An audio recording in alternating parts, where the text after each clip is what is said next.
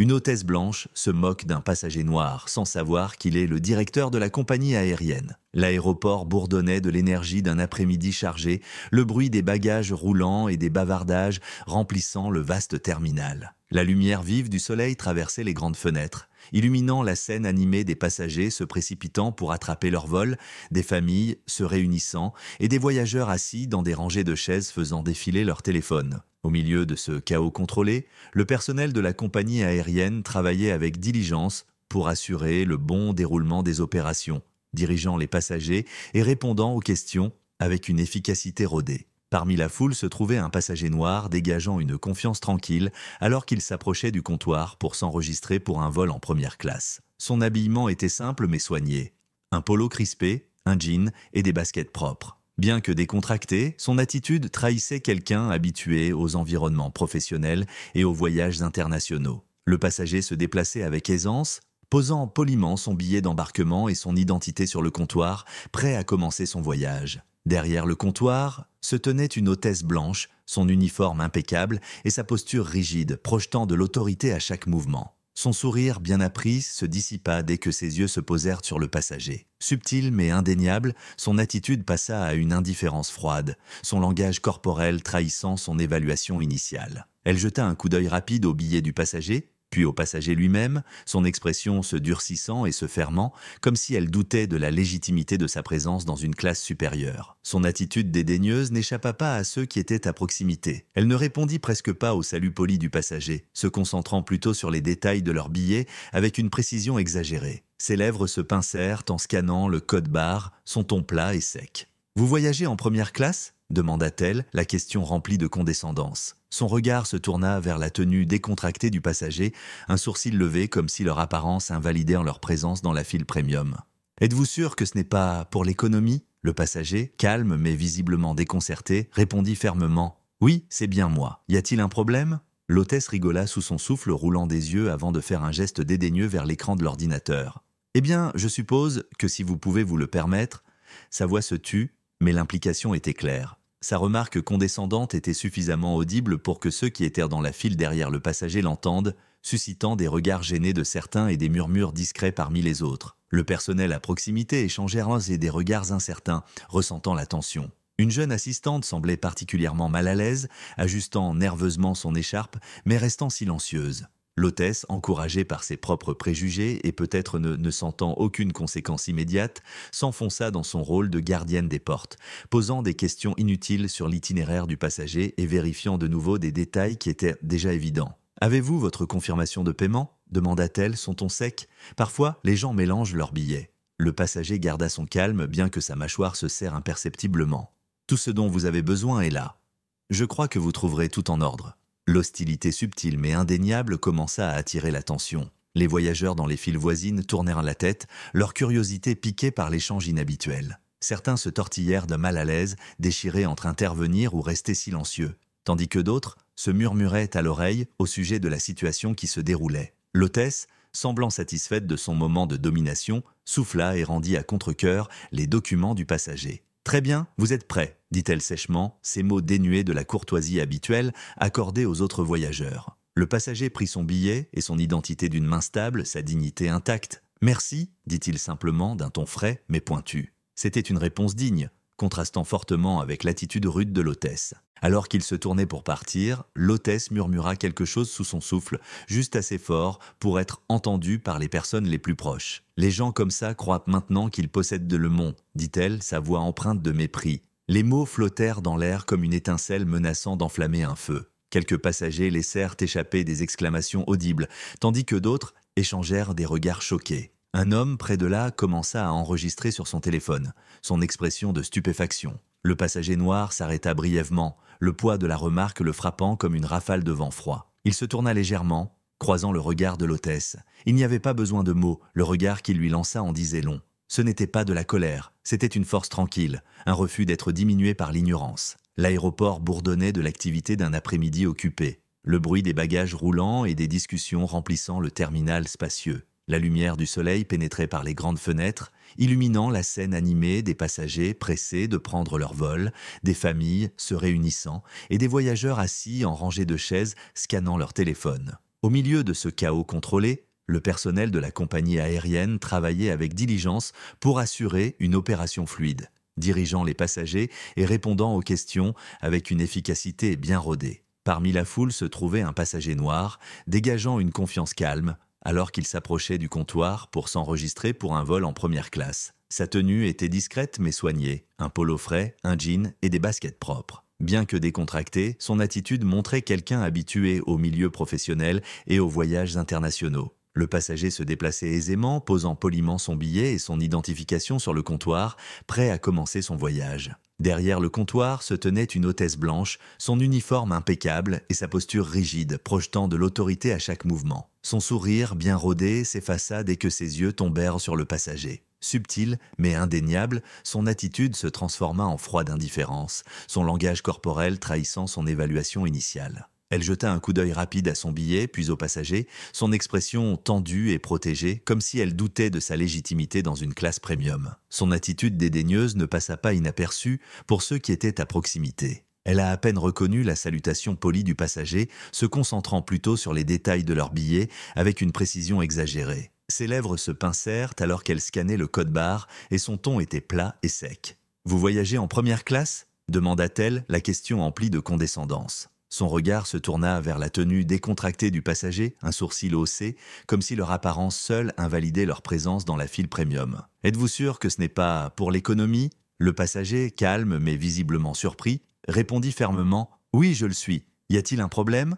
L'hôtesse sourit sous son souffle, roulant des yeux avant de faire un geste désinvolte vers l'écran de l'ordinateur. « Eh bien, je suppose que si vous pouvez vous le permettre… » Sa voix s'éteignit, mais l'implication était claire. Sa remarque condescendante était suffisamment audible pour que ceux qui étaient derrière le passager l'entendent, suscitant des regards gênés de certains et des murmures discrets parmi les autres. Le personnel à proximité échangeait des regards incertains, sentant la tension. Une jeune assistante semblait particulièrement mal à l'aise, ajustant nerveusement son écharpe, mais restant silencieuse. L'hôtesse, encouragée par ses propres préjugés et peut-être ne sentant aucune conséquence immédiate, se pencha dans son rôle de gardienne, posant des questions inutiles sur l'itinéraire du passager et vérifiant des détails qui étaient déjà clairs. « Avez-vous votre confirmation de paiement ?» demanda-t-elle d'un ton tranchant. « Parfois, les gens mélangent leurs billets. » Le passager conserva son calme, bien que sa mâchoire se serra imperceptiblement. « Tout ce dont vous avez besoin est là, je crois que vous trouverez tout en ordre. » L'hostilité subtile mais indéniable commença à attirer l'attention. Les voyageurs dans les lignes adjacentes tournèrent la tête, leur curiosité piquée par l'échange inhabituel. Certains se tortillaient mal à l'aise, partagés entre intervenir ou rester silencieux, tandis que d'autres murmuraient entre eux sur la situation qui se déroulait.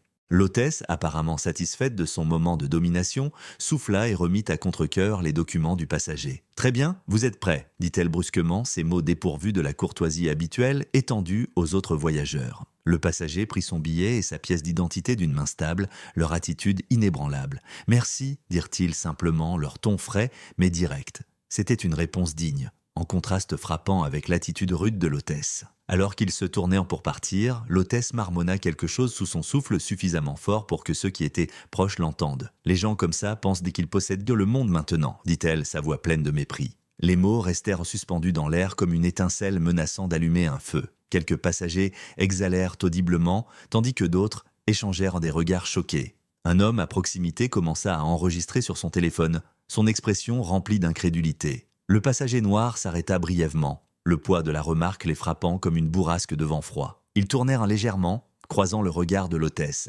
Il n'y avait pas besoin de mots. Le regard qu'ils lui lancèrent parlait pour eux. Ce n'était pas de la colère, c'était une force tranquille, un refus d'être diminué par l'ignorance. L'aéroport vibrait de l'énergie d'un après-midi animé, le bruit des bagages roulants et des discussions remplissant le vaste terminal. La lumière du soleil filtrait à travers les grandes fenêtres, illuminant la scène animée des passagers pressés de prendre leur vol, des familles se retrouvant et des voyageurs assis en rangées de chaises parcourant leur téléphone. Au milieu de ce chaos maîtrisé, le personnel de la compagnie aérienne travaillait avec diligence pour assurer une bonne gestion, dirigeant les passagers et répondant aux questions avec une efficacité bien rodée. Parmi la foule se trouvait un passager noir, dégageant une confiance calme, alors qu'il se dirigeait vers le comptoir pour s'enregistrer pour un vol en classe affaires. Sa tenue était discrète mais élégante, un polo propre, un jean et des baskets immaculées. Bien que décontracté, son attitude montrait qu'il était habitué aux environnements professionnels et aux voyages internationaux. Le passager se déplaçait avec aisance,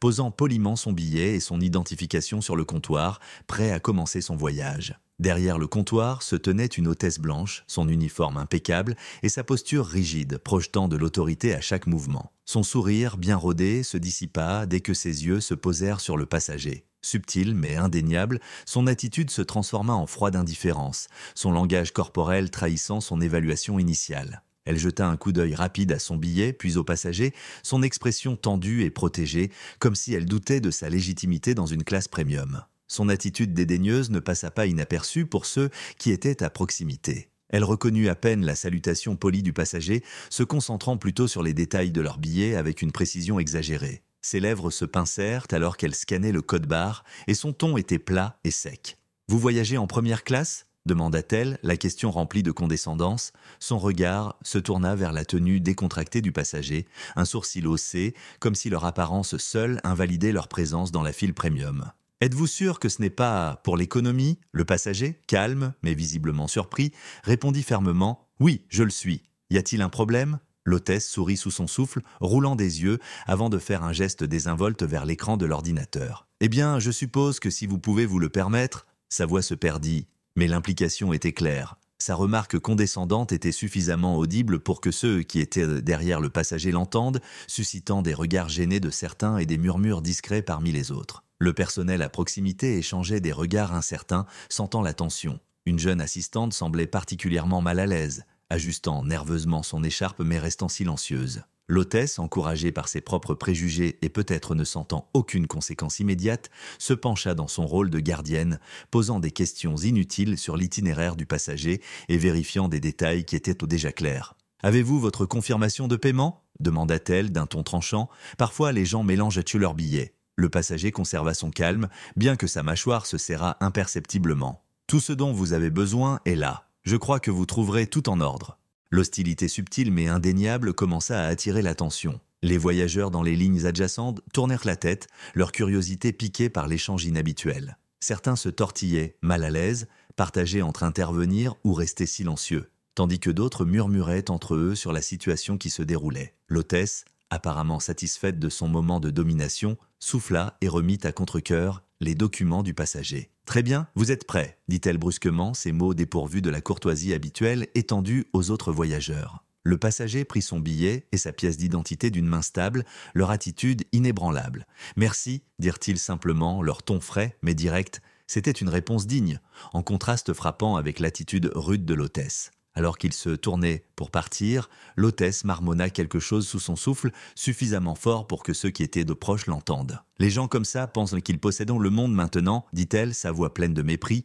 Les mots restèrent en suspendus dans l'air comme une étincelle menaçant d'allumer un feu. Quelques passagers exhalèrent audiblement, tandis que d'autres échangèrent des regards choqués. Un homme à proximité commença à enregistrer sur son téléphone, son expression remplie d'incrédulité. Le passager noir s'arrêta brièvement, le poids de la remarque les frappant comme une bourrasque de vent froid. Ils tournèrent légèrement, croisant le regard de l'hôtesse.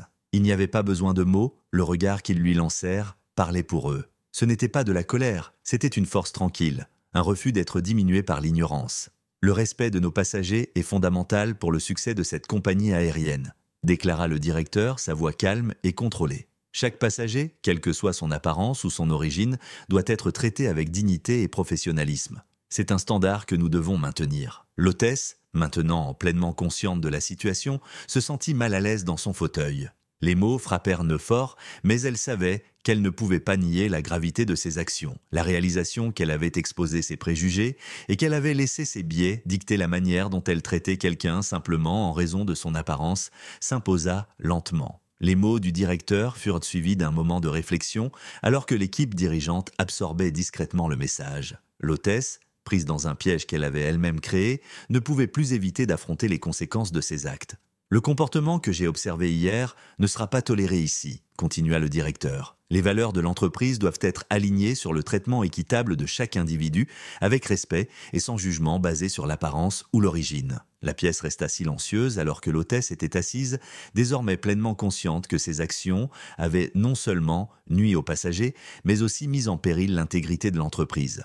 Le directeur fit clairement savoir qu'une enquête suivrait et que cet incident serait utilisé pour renforcer l'importance de l'inclusivité et du respect à tous les niveaux de la compagnie. La dynamique de pouvoir avait changé et l'hôtesse se retrouvait maintenant confrontée à la réalité de ses actions. Le leadership du directeur était désormais incontestable et l'hôtesse devrait affronter le poids total des conséquences. Lorsque la réunion se termina, elle sut que ce n'était que le début de la rétribution. Les conséquences de l'incident furent rapides et décisives. L'hôtesse, dont le comportement était devenu un symbole de manque de professionnalisme et de biais, fut immédiatement confrontée à des conséquences. Après un examen approfondi de l'incident, la compagnie aérienne annonça son licenciement, invoquant une politique de tolérance zéro en matière de discrimination et de mauvaise conduite. La direction de la compagnie aérienne présenta des excuses publiques au directeur, reconnaissant non seulement le traitement inacceptable qu'il avait subi, mais aussi en abordant les implications plus larges de l'incident. Le communiqué souligna l'engagement de la compagnie envers l'inclusivité, l'équité et le respect de tous les passagers, quelle que soit leur origine. Conscient de la gravité de la situation, le directeur transforma l'incident en un moment clé d'apprentissage. Il lança un programme complet de formation sur la diversité et la sensibilité pour tous les employés, du personnel de première ligne au cadre supérieur. Le programme visait à confronter et démanteler les biais inconscients afin de garantir que chaque expérience de passager soit marquée par la dignité et le professionnalisme. Des incidents comme celui-ci ne concernent pas seulement les actions d'une personne, expliqua le directeur lors d'une allocution interne à l'entreprise. Ils révèlent que des lacunes dans notre système, dans notre formation et dans notre culture. Il est de notre responsabilité de combler ces lacunes et d'établir un standard qui reflète les valeurs que nous affirmons défendre. La transformation au sein de la compagnie aérienne fut immédiate et visible. De nouvelles politiques furent mises en place mettant l'accent sur un traitement équitable de tous les passagers. Un processus de recrutement révisé fut introduit, donnant la priorité à la diversité et à l'inclusion à tous les niveaux de l'organisation. Les employés furent encouragés à signaler les comportements discriminatoires, sans crainte de représailles, créant ainsi un environnement de responsabilité. Sous la direction du directeur, la compagnie aérienne commença à acquérir une nouvelle réputation. Les passagers, autrefois méfiants envers un éventuel biais, remarquèrent le changement dans la manière dont le personnel interagissait avec eux. Les retours des clients mirent en évidence les interactions chaleureuses et respectueuses qui étaient devenues la norme. Et l'engagement de l'entreprise envers l'inclusivité devint un pilier de son identité de marque. La vision du directeur allait au-delà des changements internes. Il collabora avec d'autres leaders du secteur pour plaider en faveur d'une réforme systémique dans le secteur aérien, poussant à l'adoption de normes industrielles sur la diversité et l'équité. Ces efforts inspirèrent d'autres compagnies aériennes à adopter des mesures similaires, créant un effet domino de changement. Pour l'hôtesse, les répercussions furent un rappel sévère des conséquences des préjugés. Son licenciement servit de message à d'autres au sein de l'organisation. Le professionnalisme et le respect étaient un non négociable. La transformation de la compagnie aérienne fut un témoignage de la résilience et du leadership du directeur. Ce qui avait commencé comme un moment de honte personnelle se transforma en un catalyseur pour un changement systémique, transformant un incident douloureux en une opportunité de redéfinir toute une entreprise pour le mieux. La compagnie aérienne subit une transformation remarquable, incarnant les valeurs du respect, de l'inclusivité et du professionnalisme à tous les niveaux. Sous la direction du directeur, l'entreprise changea sa culture, passant d'un biais implicite à une culture de l'équité et de la dignité pour tous les passagers et employés. Des mois après l'incident, le directeur se tenait à la porte d'embarquement d'un terminal bondé, observant le processus d'embarquement d'un autre vol. La scène était radicalement différente de celle qu'il avait vécue. Le personnel de la compagnie aérienne accueillait chaleureusement chaque passager, offrant assistance avec des sourires sincères et un soin professionnel. L'atmosphère dégageait un sens indiscutable de respect mutuel et d'unité. Le directeur observa une famille avec de jeunes enfants aidés à trouver ses places, un couple âgé recevant une assistance patiente et un voyageur en tenue décontractée traité avec la même attention qu'un passager en classe affaires en costume. C'était la compagnie aérienne qu'il avait imaginée. Un endroit où chaque personne, quelle que soit son apparence ou son statut, se sentait valorisée et accueillie. Les employés se comportèrent désormais avec un nouveau sens de fierté et de but. La formation sur la diversité et la sensibilité mise en place après l'incident avait non seulement éduqué le personnel, mais aussi renforcé leur capacité à s'approprier leur rôle en tant qu'ambassadeurs de la compagnie aérienne. Les retours des passagers confirmaient l'efficacité de ces changements. Des mots comme « inclusif »,« attentionné » et « service exceptionnel » apparaissèrent dans les avis et témoignages, peignant le tableau d'une compagnie aérienne qui avait véritablement évolué. Pour le directeur, cette transformation était profondément personnelle. Il réfléchit à la rencontre douloureuse qui avait déclenché ce changement, reconnaissant comment elle avait forcé l'entreprise à confronter ses lacunes. Ce qui avait commencé comme un moment d'humiliation était devenu un tournant, inspirant une réforme systémique qui allait au-delà de sa compagnie aérienne et touchait l'industrie dans son ensemble. Ces efforts avaient attiré l'attention de partout. Ses pairs de l'industrie cherchaient de ses conseils pour mettre en œuvre des politiques similaires et la compagnie aérienne était devenue un modèle de leadership progressif. Des conférences et des panels mettaient en avant le directeur partageant son histoire, soulignant l'importance de remettre en question les préjugés et de bâtir des organisations fondées sur l'équité et l'empathie. Alors que les derniers passagers embarquaient, le directeur prit une profonde inspiration, rempli de fierté et d'un sentiment d'accomplissement. L'incident jadis désastreux était devenu un puissant catalyseur de croissance et d'amélioration, laissant un héritage qui perdurerait. Lorsque la porte du vol se ferma, signalant qu'il était prêt au départ, le directeur se tourna vers un membre de l'équipage. « Très bon travail aujourd'hui », dit-il d'un signe approbateur. S'éloignant de la porte d'embarquement, il ressentit un profond sentiment d'accomplissement, sachant qu'il n'avait pas seulement redéfini une entreprise, mais qu'il avait aussi contribué à un mouvement plus large pour l'équité et le respect. Le respect n'est pas réservé à l'élite, c'est la base du service pour tous.